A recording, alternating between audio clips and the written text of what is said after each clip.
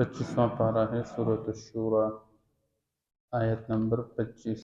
اعوذ باللہ من الشیطان الرجیم، بسم اللہ الرحمن الرحیم۔ وهو الذي يقبل التوبة عن عباده ويعفو عن السيئات ويعلم ما تفعلون۔ صدق اللہ العظیم۔ یہ اللہ جل شانہ فرماتے ہیں کہ ایک طرف اللہ جل شانہ نے اس قرآن کو نازل فرمایا، یہ اللہ کا کلام ہے جو کہ پیغمبر لوگوں کو سناتا رہتا ہے۔ اللہ اس سے باطل کو مٹانا چاہتا ہے اور حق کو ثابت رکھنا چاہتا ہے، اور اللہ جل شانہ انسانوں کے دلوں کی تمام باتوں کو خوب جاننے والے ہیں۔ اس لیے انسان کے ذمے یہ ہے کہ وہ دنیا کے اندر اللہ کو یاد رکھتے ہوئے اللہ کا پابند بن کر زندگی گزارے، لیکن انسان کے اندر نسیان ہے، بھول کا مادہ ہے، یہ کبھی اللہ کو بھول جاتا ہے۔ تو جب اللہ کو بھول جاتا ہے تو اللہ کی نافرمانی میں لگ جاتا ہے، تو پھر جب اللہ یاد آ جاتا ہے تو دوبارہ اللہ کی طرف رجوع کر لیتا ہے۔ اس لیے فرمایا اللہ جل شانہ اپنے بندوں کے رجوع کو قبول فرماتے ہیں۔ یہاں پر لفظ آیا وَهُوَ الَّذِي يَقْبَلُ التَّوْبَةَ عَنْ عِبَادِهِ، اور اللہ وہ ذات ہے جو اپنے بندوں سے رجوع کو قبول فرماتے ہیں۔ تاب یتوب، یہاں پر قرآن پاک کے اندر جہاں کہیں آ جائے تو بعض اوقات اس کا معنی ہوتا ہے رجوع کرنا، جسے ہم توبہ کرنا کہتے ہیں، اور بعض اوقات معنی ہوتا ہے توبہ قبول کرنا، رجوع قبول کر لینا۔ ایک بندہ اللہ کی طرف لوٹ جائے، اللہ اس کے لوٹنے کو قبول فرماتے۔ تو یہاں پر اللہ فرماتے وَهُوَ الَّذِي يَقْبَلُ التَّوْبَةَ، اللہ وہ ذات ہے جو کہ بندوں سے رجوع کو قبول فرماتے ہیں۔ بندہ چونکہ دنیا کے اندر انسان اپنی ذات کو سوچتا ہے کہ جب اس کی کوئی نافرمانی کرتا ہے اور وہ بندہ آگے سے توبہ پر آ جاتا ہے اور وہ معافی مانگتا ہے تو انسان کا دل بڑا سخت ہوتا ہے، یہ آسانی کے ساتھ کسی کو معاف نہیں کرتا۔ لیکن انسانوں کو بنانے والا اللہ، اگر انسان ساری زندگی اللہ کی نافرمانی کر لے اور اتنے گناہ کے انبار لگا دے کہ زمین سے آسمان کی چوٹی تک اس کے گناہ پہنچ جائے اور یہ ایک مرتبہ کہہ دے اللہ میری توبہ مجھے معاف کر دے، اللہ سارے گناہ معاف فرماتے ہیں۔ اور اللہ جل شانہ فرماتے ہیں وَلَا أُبَالِي، میں کسی کی پرواہ بھی نہیں کرتا، کوئی اللہ سے پوچھ بھی نہیں سکتا، اللہ ساری زندگی نافرمانی کر چکا اور یہ توبہ کر چکا اور آپ اس کے توبہ کو قبول کر چکے۔ ایک کافر کفر میں ساری زندگی گزار چکا اور اللہ نے اس کے دل میں حق کی روشنی ڈال دی اور اس نے کلمہ پڑھ لیا اور کلمہ پڑھتے ہی یہ دنیا سے رخصت ہو چکا، اس سے کسی قسم کا مطالبہ نہیں کیا جائے گا، بس کلمے کی برکت سے یہ جنت میں داخل ہو جائے گا۔ اس لیے آپ صلی اللہ تعالیٰ علیہ وسلم ایک موقع پہ قلعے کا محاصرہ کر چکے اور قلعے والوں کی بکریاں تھی، وہ ایک چرواہا تھا وہ لے کر چلا گیا تھا۔ اب وہ تو چلا گیا لیکن جب شام کو بکریاں واپس لے کر آئے دیکھا کہ قلعے کا محاصرہ کیا گیا ہے، پوچھا گیا یہ کیا ہے؟ اب لوگوں نے صحابہ ساتھ وہاں پر محاصرہ کیا کہ جی ہم مسلمان ہیں، اللہ کے رسول کے صحابہ ہیں، ہم اس قلعے کا محاصرہ کر چکے ہیں۔ تو اس نے پوچھا جی آپ کا بڑا کون ہے؟ فلاں۔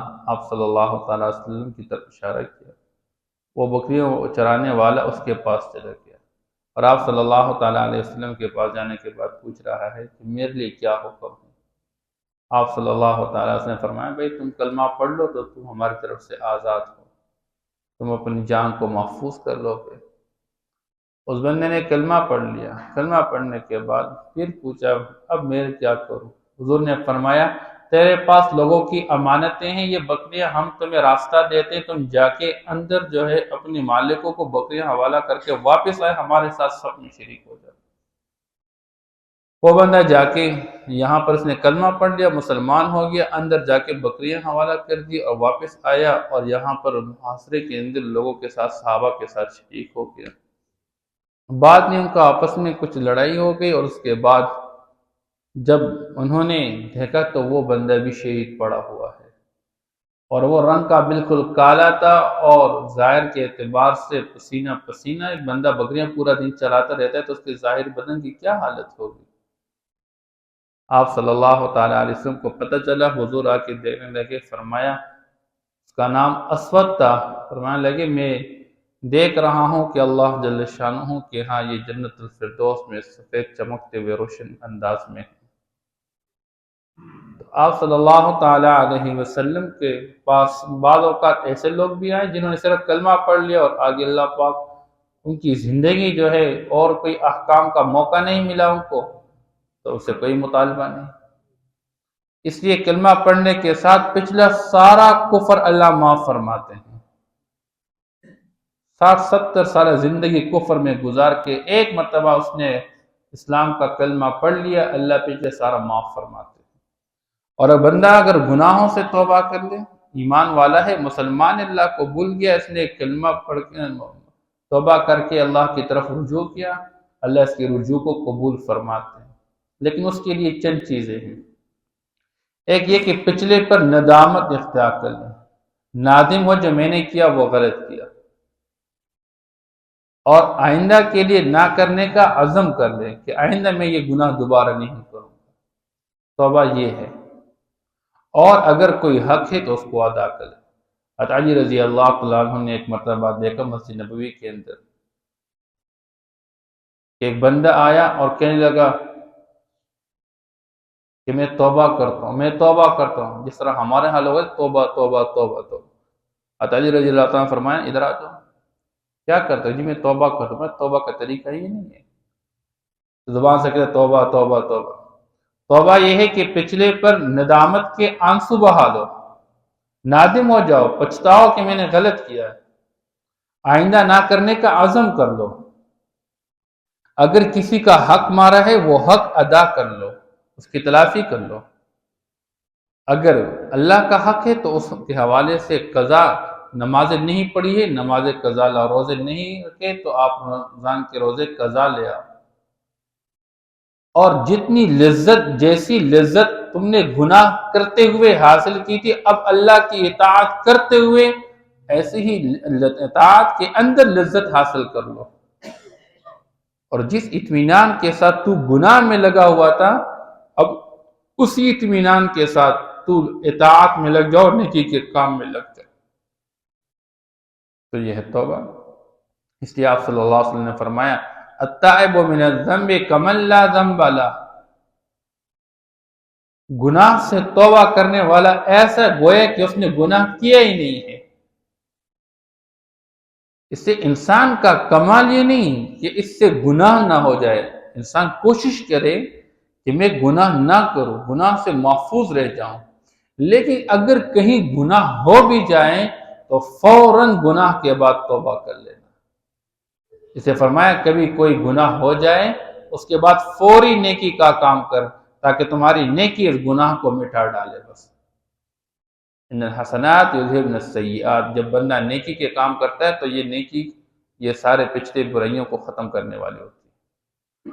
اسے فوراً گناہ کے بعد اگر کہیں ہو جائے بندہ، تو یہ ہے انسان کا کمال کہ ڈٹ کے نہ رہے اپنے گناہ پر، بلکہ گناہ پر نادم ہو کے پچھتاوے، اللہ کے سامنے آنکھوں کے آنسو بہا دے۔ تو میں اللہ کے خوف سے، اللہ کی عظمت اور قدرت اور طاقت کو یاد کر کے بندہ اللہ سے ڈرتے ہوئے آنکھوں سے آنسو بہا لیتا ہے۔ یہ پانی، یہ جو آنسو سے، یہ جو آنکھوں سے آنسو نکلنے والا ہے، یہ اتنا قیمتی ہے کہ وہ آگ جو دنیا سے 70 گنا زیادہ گرم آگ ہے جہنم کی، اس آگ کو بجھانے کے لیے یہ آنسو بھی کافی ہو جاتا ہے۔ اس سے بندہ کوشش کرے کہ اپنے گناہوں کو یاد کرتے ہوئے اللہ کے سامنے روتے رہے اور معافی مانگتا رہے۔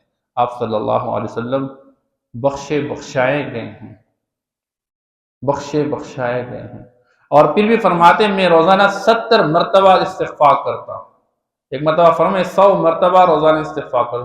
عربی زبان کے اندر 70 کا عدد مراد نہیں ہوتا، یہ کثرت کے کہ میں بہت زیادہ استغفار کرتا ہوں۔ یہ امت کو تعلیم ہے کہ استغفار کرتے رہو۔ اللہ سے معافی مانگ. اللہ جس طرح آپ کا ہم پر حق تھا، مجھ پر حق تھا، اللہ میں وہ حق ادا نہ کر سکا. مولانا شیخ تھانوی رحمہ اللہ فرماتے ہیں اللہ کا حق تو یہ ہے کہ ہر سانس کے بدلہ ہر ایک سجدہ زمین پہ ادا کر لے، ہر سانس کے بدلے ایک سجدہ. لیکن اللہ نے ہم سے اتنا مطالبہ نہیں کیا ہے، بلکہ بس اتنا مطالبہ کیا مختصر سا کہ روزانہ صرف 5 نمازیں پڑھا کرو. لہٰذا 5 وقت یہ جو سجدہ ہے اس میں کبھی ناغہ نہ کر لیا کرو. اللہ فرماتے ہیں جب بندہ توبہ کرتا ہے اللہ توبہ کو قبول فرمائے. وَيَعْفُو عَنِ السَّيِّئَاتِ، اور اللہ گناہوں کو مٹا دیتا ہے، سیئات کو، برائیوں کو مٹا دیتا ہے.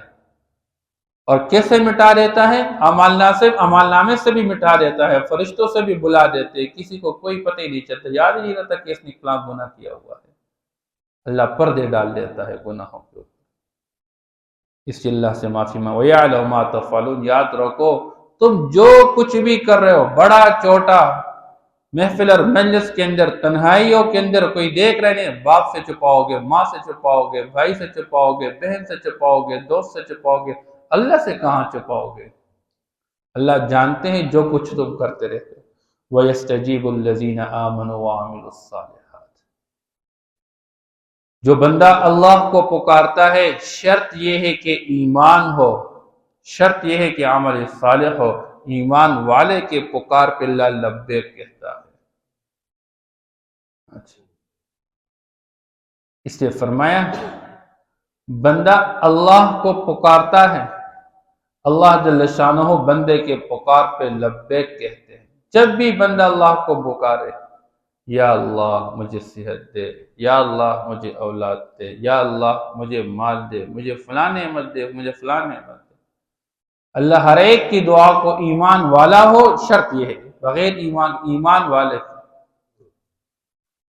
ادعونی استجب لکم. اللہ فرماتے مجھ سے مانگو. اللہ مانگنے پہ خوش ہوتے ہیں. جو اللہ سے مانگتا نہیں اللہ اس سے ناراض ہوتے ہیں. دنیا والے مانگنے پہ ناراض ہوتے ہیں، اللہ مانگنے پہ خوش ہوتے ہیں.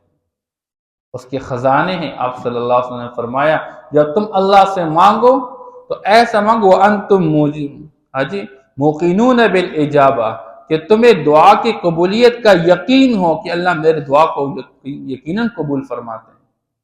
اور جب بندہ یقین کے ساتھ دعا مانگتا ہے اللہ ضرور قبول فرماتے. لیکن یہ الگ مسئلہ ہے، اللہ بندے کو بعض اوقات جو چیز بندہ اللہ سے مانگتا ہے بندہ کے حق میں بہتر ہو وہ دیتے ہیں، اور کبھی اللہ اس کے مقابلے میں کوئی اور چیز عطا فرماتے ہیں. یا کبھی بندہ کے مستقبل میں اللہ ان پر آنے والے مصائب اور مصیبتیں اور تکلیف اور پریشانیوں کو ٹال دیتے ہیں. اور کبھی ایسا ہوتا ہے کہ اللہ آخرت کا ذخیرہ بنا دیتے ہیں. فرمایا قیامت کے دن بندہ بعض اوقات اپنے بعض بندے ایسے ہوں گے جو نعمتوں کو دیکھیں گے، کہیں گے اللہ ہم نے تو ایسے کوئی اعمال نہیں کیے کہ ہمیں آج اتنی نعمتوں سے نوازا جا رہا. اللہ فرمائے تمہاری وہ دعائیں ہیں جو دنیا کے اندر تو بار بار مجھ سے مانگتا رہتا تھا، اور یہ میں تمہاری آخرت کا ذخیرہ بنا رکھا تھا. اس وقت بندہ کہے کاش دنیا کے اندر میری ایک دعا بھی قبول نہ ہوتی، اچھا ہوتا. اس سے کبھی نا امید اور مایوس نہیں ہونا چاہیے کہ میں تو اللہ سے مانگتا رہتا ہوں میری دعا قبول نہیں ہوتی ہے. نہ ایسی کوئی بات. اللہ ضرور قبول فرماتے ایمان والوں کی دعائیں. ایمان والوں کے پکار پہ اللہ لبیک کہتے ہیں. وَيَزِيدُهُم مِّن فَضْلِهِ، اللہ ان پر اپنے فضل کو اور بھی بڑھا دیتا ہے، اللہ ان کو اپنے فضل سے نوازتا ہے. وَالْكَافِرُونَ لَهُمْ عَذَابٌ شَدِيدٌ، ان کے مقابلے میں جو کافر لوگ ہیں ان کے لیے سخت عذاب ہے.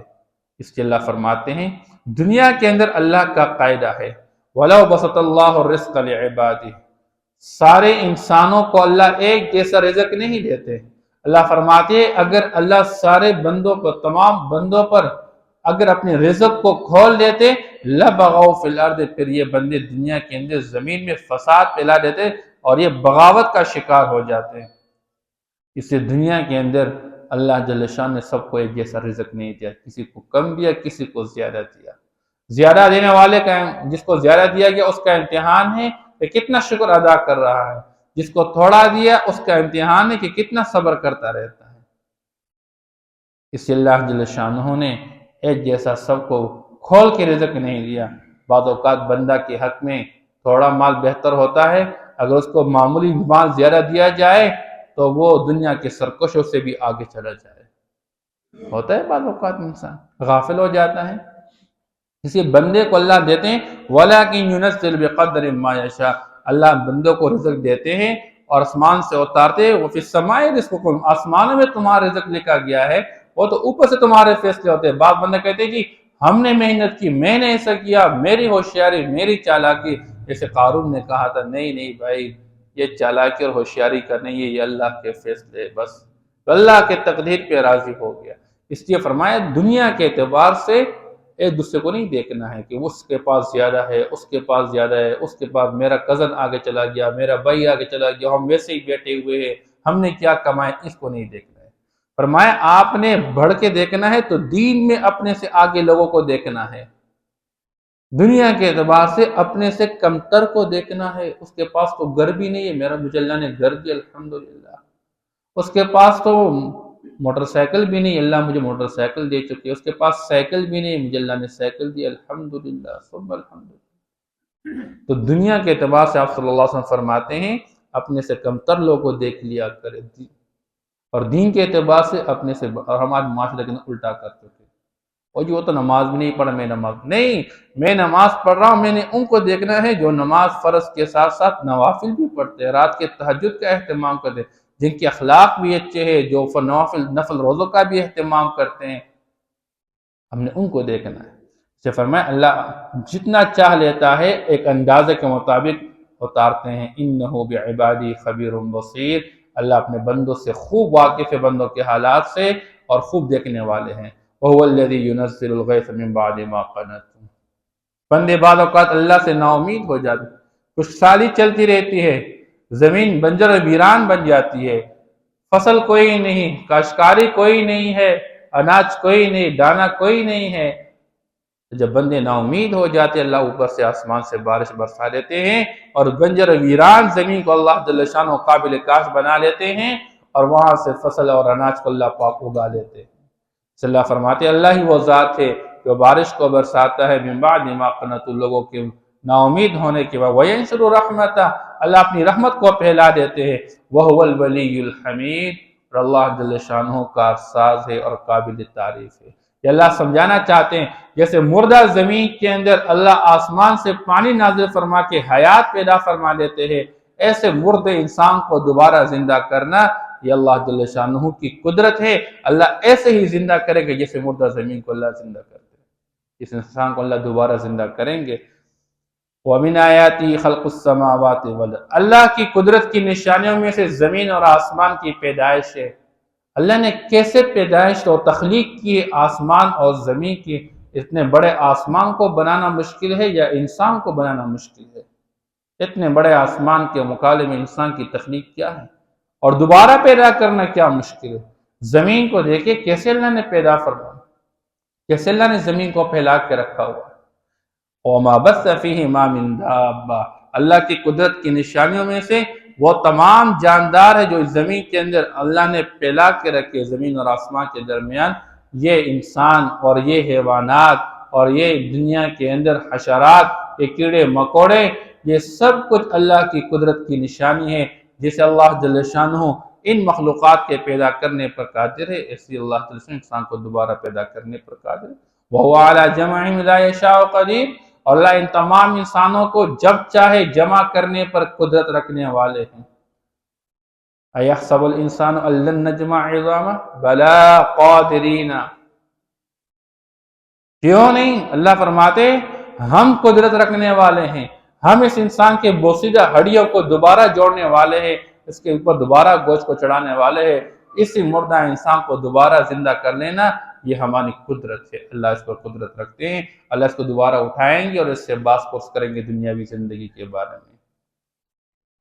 وَهُوَ الَّذِي يَقْبَلُ التَّوْبَةَ عَنْ عِبَادِهِ، اور اللہ وہ ذات ہے جو کہ توبہ قبول کرتا ہے اپنے بندوں کی طرف سے، وَيَعْفُو عَنِ السَّيِّئَاتِ، اور برائیوں کو مٹا لیتا ہے، معاف کرتا ہے گناہوں کو، وَيَعْلَمُ مَا تَفْعَلُونَ، اور جانتا ہے وہ سب کچھ جو تم کرتے ہو، وَيَسْتَجِيبُ الَّذِينَ آمَنُوا وَعَمِلُوا الصَّالِحَاتِ، اور دعا قبول کرتے ہیں اور پکار پہ لبیک کہتے ہیں اللہ، کن لوگوں کی؟ ان لوگوں کی آمنو جو ایمان لے آئے، وعملوا الصالحات اور عمل کر چکے نیک، وَيَزِيدُهُم مِّن فَضْلِهِ اور ان کو بڑھا دیتا ہے اپنے فضل سے، یا ان پر اپنے فضل کو بڑھا دیتا ہے۔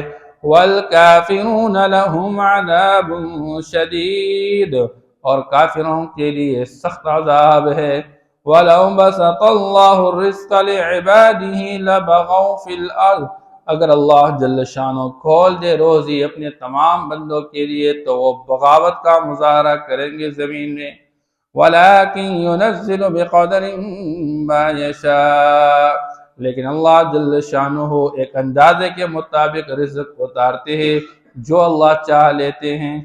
اِنَّهُ بِعِبَادِهِ خَبِيرٌ بَصِيرٌ یقین وہ اپنے بندوں کے احوال سے خوب واقف ہے اور دیکھنے والے ہیں۔ وَهُوَ الَّذِي يُنَزِّلُ الْغَيْثَ مِن بَعْدِ مَا قَنَطُوا اور اللہ وہ ذات ہے جو بارش اتارتا ہے، برساتا ہے، من بعد ما قنطوا لوگوں کے نا امید ہونے کے بعد، وَيَنشُرُ رَحْمَتَهُ اور اپنی رحمت کو پھیلا دیتا ہے۔ وَهُوَ الْوَلِيُّ الْحَمِيدُ اور وہی کارساز اور قابل تعریف ہے۔ وَمِنْ آيَاتِهِ خَلْقُ السَّمَاوَاتِ وَالْأَرْضِ اور اللہ کی قدرت کی نشانیوں میں سے زمین اور آسمان کو پیدا کرنا ہے۔